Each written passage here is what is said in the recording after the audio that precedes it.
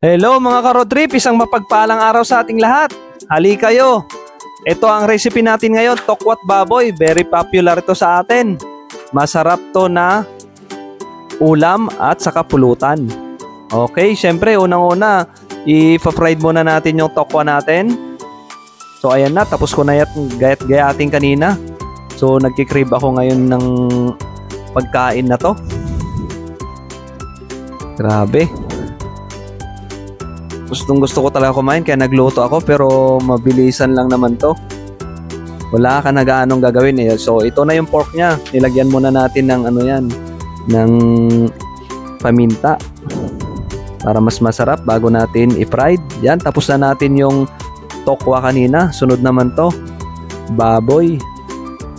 So yung part na to, pork liempo to, yung liempo na part. So ito na. Okay na lahat, paghaluin na natin. Ayan. Ayan na yung tokwat baboy. Then yung mga ginayat-gayat kanina natin na mga ingredients na. Ito na yung maraming sibuyas. So naluha-luha pa ako dito kanina paghiwa ko ng sibuyas. Then yung siling labuyo. Oh, napakasarap talaga oh. Ayan oh. Labuyo yan. So kahit wala pa ng yung toyo, so ito na pala yung toyo.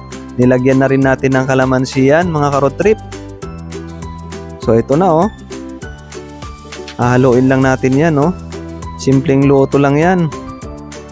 So ang gagawin ko dito ngayon ay uulamin ko, syempre. So maraming salamat mga ka-road trip sa panonood sa video natin for today. Hanggang sa ulitin na recipe. Salamat sa mga nanood sa atin. Sa mga kapwa natin vloggers, thank you!